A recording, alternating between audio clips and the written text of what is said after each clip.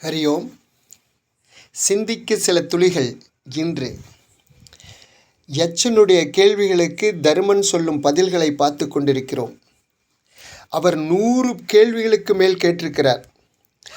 அதற்கு தருமன் சொன்ன பதில்கள் நாம் அதில் முக்கியமாக நம்ம வாழ்க்கைக்கு தேவையான சில கேள்விகளை மட்டும் எடுத்து பதில் சொல்லி கொண்டிருக்கிறோம். மகாபாரதத்தில் மிக முக்கியமான ஒரு விஷயம் இது. முக்கியமான விஷயங்கள் 5 இருக்கிறது. கண்ணு தெரியாத திருதராஷ்டிரனுக்கு ஜனத் கஜாதர் அப்படிங்கிற ஒரு முனிவர் உபதேசம் பண்ணியதை மிகப்பெரிய ஒரு நூலாக பார்க்கப்படுகிறது.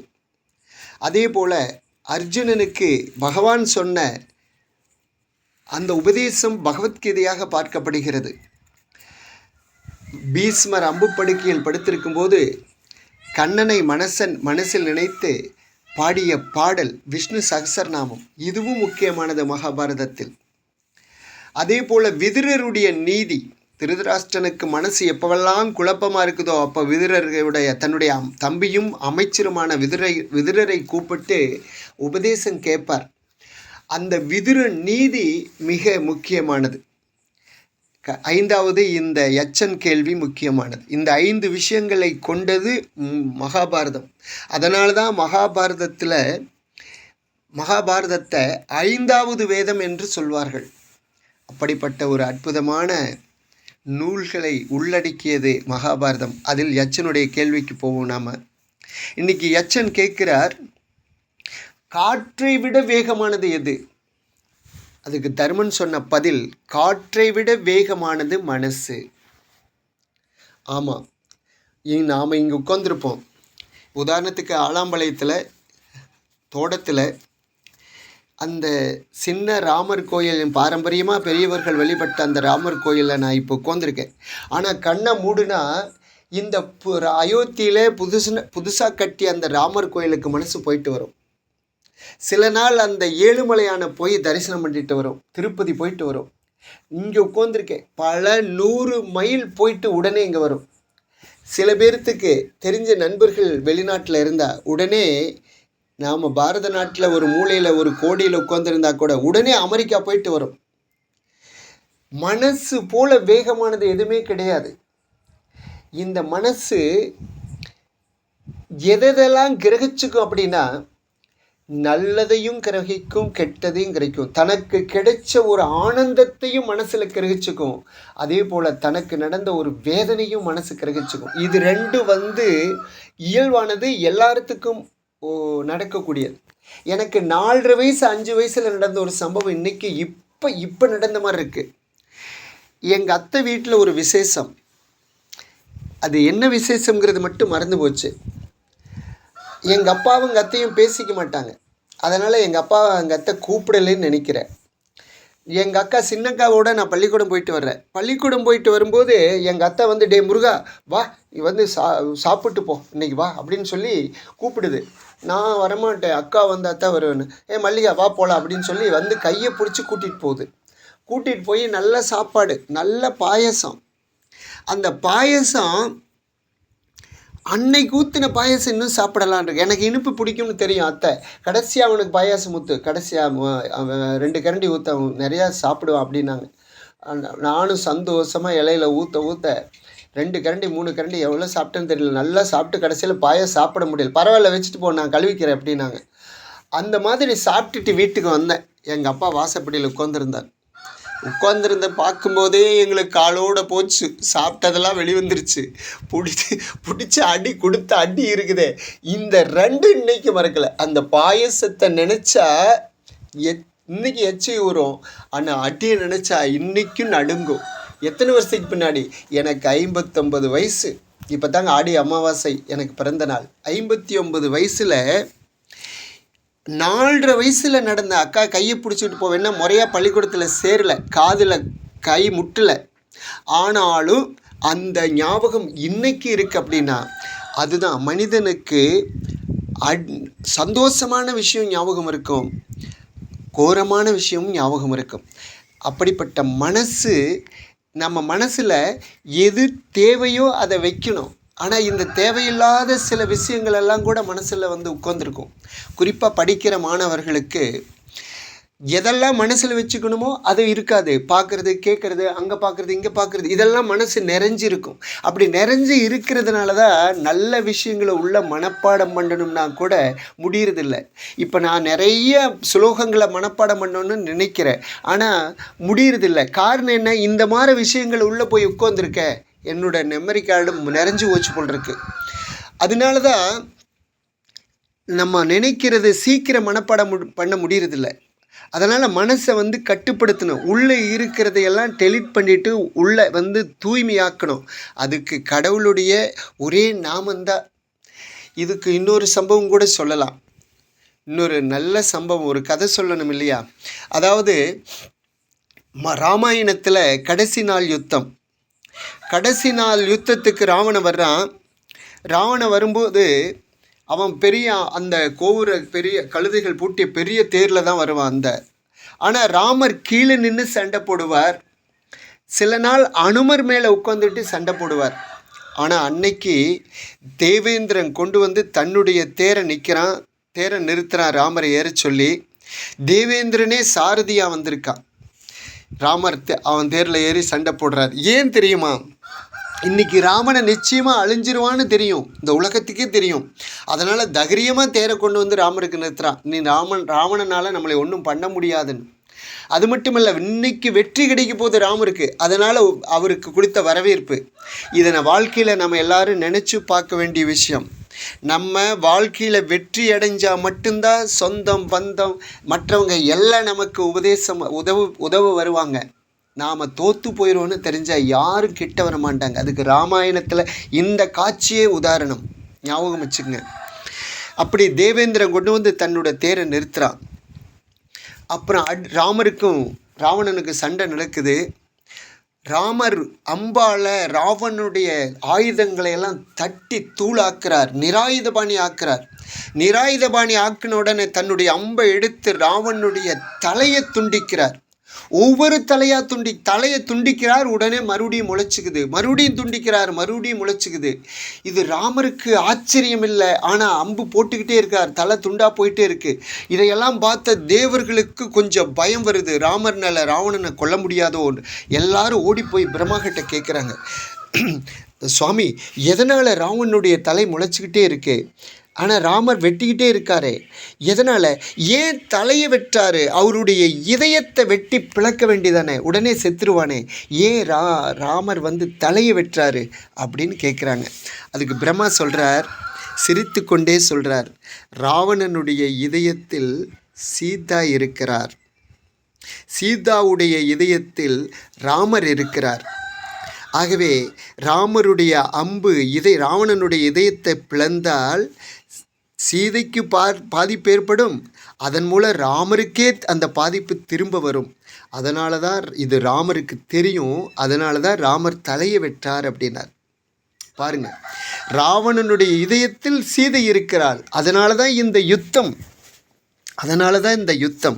அவளை தூக்கிட்டு வந்தாச்சு, ஆனால் அடைய முடியல.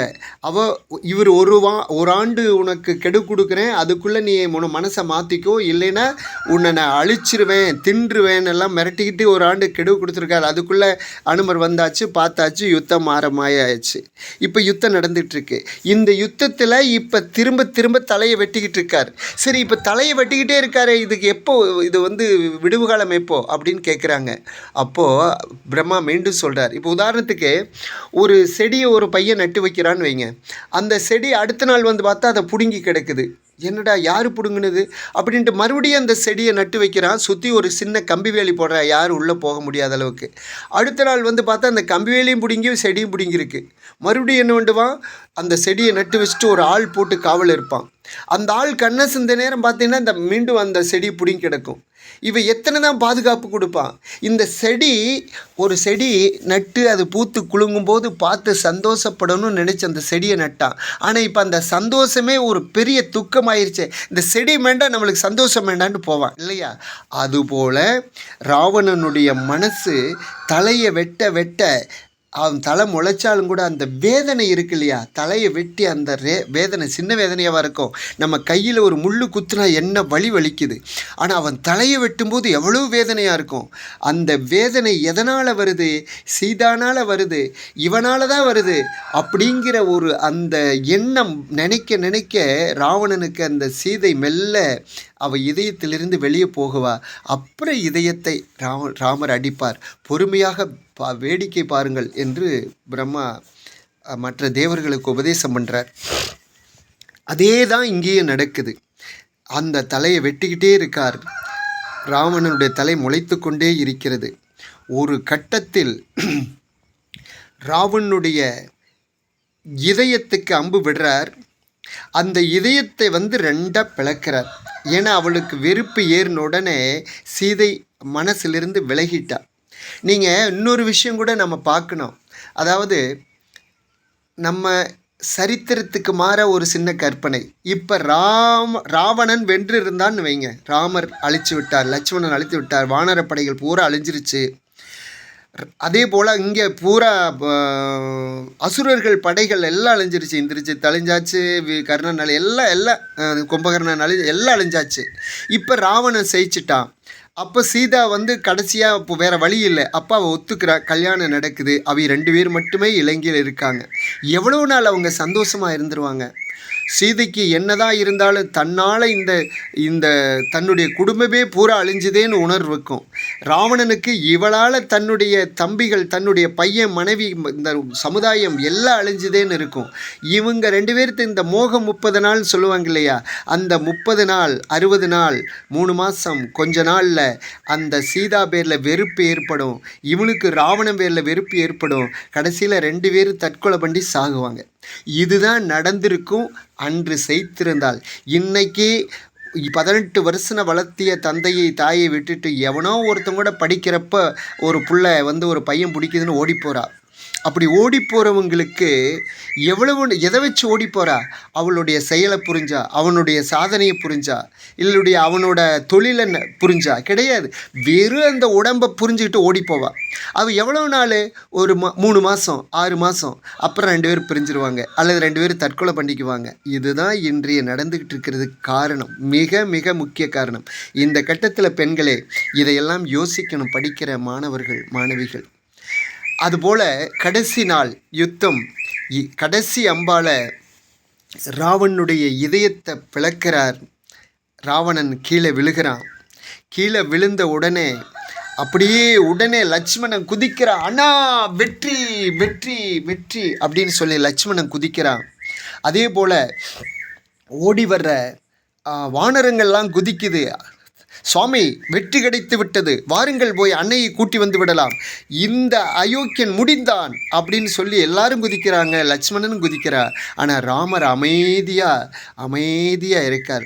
அப்போது லட்சுமணனை கூப்பிடுறார். லட்சுமணா, அங்கே விழுந்து கிடப்பவன் சாதாரண ஒரு மனிதன் அல்ல, அவன் மிகப்பெரிய பண்டிதன், புலஸ்தியருடைய மகன், ஒரு பிராமணன். அவன் 4 வேதங்களையும் கரைத்து குடித்தவன். தினசரி 4 திசையிலும் 108 நெய்விளக்கேற்றி இறைவனை வழிபடுபவன்.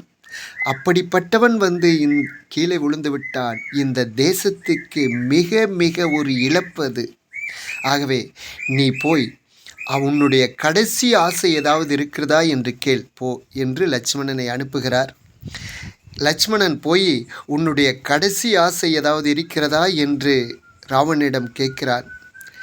அவன் ஒன்றுமில்லை என்று சொல்லிவிடுகிறான். இவன் திரும்ப வந்துட்டான். அண்ணா ஒன்றுமில்லையாமா அப்படின்னு. அப்பா ராமர் சொல்வார், லட்சுமணா, அவன் ஒரு எதிரி அடிபட்டு கிடக்கிறான், நான் ஜெயித்து விட்டேன், ஜெயித்தவனுடைய தம்பி என்ற இருமாப்போடு போய் கேட்காதே. அங்கே அடிபட்டு கிடப்பவன் குரு, நீ சிஷ்யன், இந்த மனப்பான்மையோடு கேள் போ என்று அனுப்பி வைக்கிறார். திரும்ப போய், நீங்கள் கடைசியாக இந்த உலகத்துக்கு ஏதாவது சொல்ல விரும்புகிறீர்களா என்று கேட்கிறான். அப்போது ராவணன் யார் சொன்னது என்று கேட்கிறான். எங்கள் அண்ணன் கேட்டு வர சொல்லியிருக்கிறார் என்று சொல்கிறான் லட்சுமணன். அப்போது ராவணனுடைய அந்த 10 தலை ராவணன் அந்த 20 கண்களிலும் கண்ணீர் பெருகுகிறது. என் மனைவி மண்டோதரி சொன்னால் இவன் சாதாரண மனிதன் அல்ல, இவன் சாதாரண மனிதன் அல்ல, இவன் இறைவன் என்று. ஆனால் நான் கேட்கவில்லை. அதனால் இந்த தண்டனை. நான் இந்த ராமர் கேட்பதால் ஒரே ஒரு விஷயத்தை சொல்கிறேன். இந்த உலகத்துக்கு ஒரே ஒரு விஷயத்தை சொல்கிறேன். நல்லது எதுவானாலும் அதை உடனே செய்துவிடுங்கள். கெட்டது எதுவானாலும் அதை உடனே காலம் தாழ்த்துங்கள், செய்து விடாதீர்கள். அதற்கு உதாரணம் நானே. 7 லோகமும் என் கையில், சொர்க்கமும் என் கையில். நான் நினைத்திருந்தால் சொர்க்கத்துக்கு போயிருக்கலாம். ஆனால் அடுத்தவன் மனைவியை தொடுவது பாவம், நரகம் என்று தெரியும். நான் முதலில் நரகத்தில் கால் வைத்தேன். அதனால் இன்று என்னுடைய மரண படுக்கையில் இருக்கிறேன். ஆகவே நான் சொல்வது இதுதான், உலக மக்களே, நல்லது எதுவானாலும் உடனே செய்யுங்கள், கெட்டது எதுவானாலும் உடனே காலம் தாழ்த்துங்கள், செய்து விடாதீர்கள். இதுதான் என் கடைசி செய்தி என்றார். இது இந்த உலகத்துக்கு ராவணன் கொடுத்த செய்தி. அதே போல நாம் இன்றைய செய்தி என்னவென்றால், நல்லது எதுவோ அதை மனசில் உள்வாங்கிக் கொள்ள வேண்டும், மனசில் உள்ளே போட்டு வைக்க வேண்டும். கெட்ட செய்திகளை கவனிக்கவும் வேண்டாம், அதை உள்வாங்கவும் வேண்டாம். சில பேர்த்துக்கு இயல்பாக பதிவாகிவிடும். ஆகவே இறைவனிடம் அமர்ந்து இறைவனுடைய நாமத்தை சொல்லுவோம். நாமந்தான் நம்மளுடைய மனசில் இருக்கிற தேவையில்லாத விஷயங்களை எடுத்து சுத்தம் செய்யக்கூடிய ஒரே ஒரு மருந்து என்றால் இறைவனுடைய நாமத்தை சொல்வது. அந்த நாமத்தை சொல்லிக்கொண்டே இறைவனுடைய மனசை கண் முன்னாடி கொண்டு வாருங்கள். நமக்கு தியானம் அமைந்துவிடும், வாழ்க்கையும் அமைதியாகிவிடும். காற்றை போல சீரும் மனசும் அமைதியாகிவிடும். மனசை கட்டும் ஒரே ஒரு கடுவாளம் இறைவனுடைய நாமத்தை சொல்வதே என்று கூறி முடிக்கிறேன். நன்றி, வணக்கம்.